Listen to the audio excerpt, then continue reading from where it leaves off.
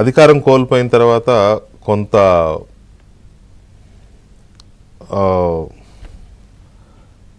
ఒక రకమైన ఫ్రస్ట్రేషన్, లేకపోతే ఏదో కోల్పోయామనే ఒక మనిషి ఒంటరితనంలో ఉన్నప్పటి అలాంటి ఫీలింగ్ ఏదో మనిషిని ఆవహిస్తుంది.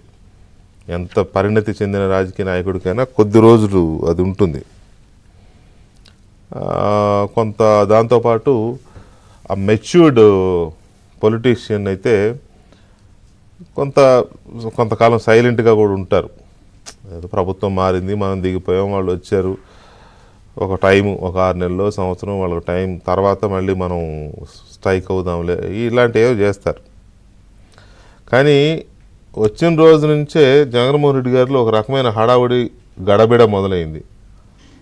గడబిడ ఏంటంటే ఏం చేయాలి, నేనేమైపోతాను, నన్ను ఏం చేస్తారో, నా పరిస్థితి ఏంటి అని ఆ సెక్యూరిటీ పరిస్థితులు, వాటి పరిస్థితులు, లేకపోతే అసెంబ్లీకి ఎగ్గొట్టడం, లేకపోతే నాకు అపోజిషన్ లీడర్ హోదా ఇవ్వండి అనడం.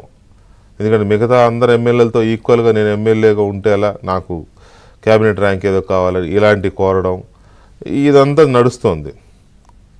ఈలోగానే కొన్ని ఇంటర్నల్ ఇష్యూస్ బయటపడుతున్నాయి.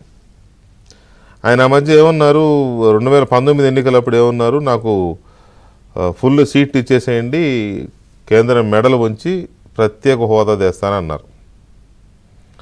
ప్రత్యేక హోదా తెస్తానన్న మనిషి ఇప్పుడు ప్రతిపక్ష హోదా కోసం బతిమాలుకునే లేకపోతే బెదిరింపులకు దిగే పరిస్థితికి వచ్చాడు ఆయన.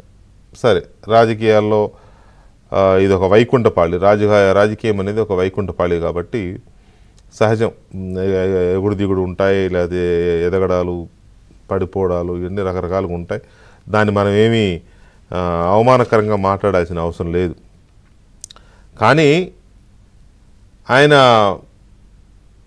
ఫలితాలు వచ్చినప్పుడు మీకు 22 మంది, మీకు 21 మంది ఉంటే మాకు 16 మంది ఉన్నారు అని చెప్పి, మాకు రాజ్యసభలో 11 మంది ఉన్నారు, పార్లమెంట్లో 5 ఉన్నారు, 15 మంది ఉన్నారు మాకు కూడా అని చెప్పి కొంచెం బీరాలు పలికారు. పైగా ఇక్కడ కౌన్సిల్లో మాదే హైయెస్ట్ నంబర్, కౌన్సిల్లో పోరాడతాం, మంచిదే, పోరాడతాం అన్నంత వరకు బాగుంది, ఒక్కరున్నా పోరాడచ్చు.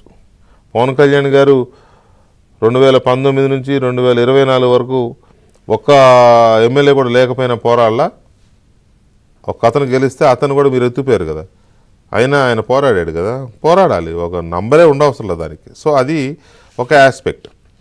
ఇప్పుడు ఆయన అంతమంది ఉన్నారు, మేము ఏదైనా చేయగలం, మేము కూడా సాధించగలం అని అంటే అందరూ అనుకున్నారు. ఒకవేళ ఎన్డీఏలో చేరారు కాబట్టి టీడీపీ, జనసేన వీళ్ళు రాష్ట్రాన్ని పట్టించుకోకపోయినా జగన్మోహన్ రెడ్డి అంతమంది ఎంపీలతో కొంత అక్కడే ఉన్న ఇది చేయగలుగుతాడేమో అందరూ అనుకున్నారు. కానీ ఇవాళ బయటపడింది ఆ బండారం ఏంటో. 11 మంది రాజ్యసభ సభ్యులు, 4 లోక్సభ సభ్యులు ఉన్నారు కాబట్టి ఈ 15 మందితో జగన్మోహన్ రెడ్డి ఏం చేస్తాడనే వాళ్ళకి ఈ నిన్న ఇవాల్టి పరిస్థితులు అర్థమైపోతున్నాయి. అదేంటంటే ఆయన ఆ నంబర్ని చూపించి తన స్కిన్ సేవ్ చేసుకునే పనిలో పడ్డట్టుగా అనిపిస్తుంది అందరికీ. తనను తాను రక్షించుకోవడం కోసం తన కేసు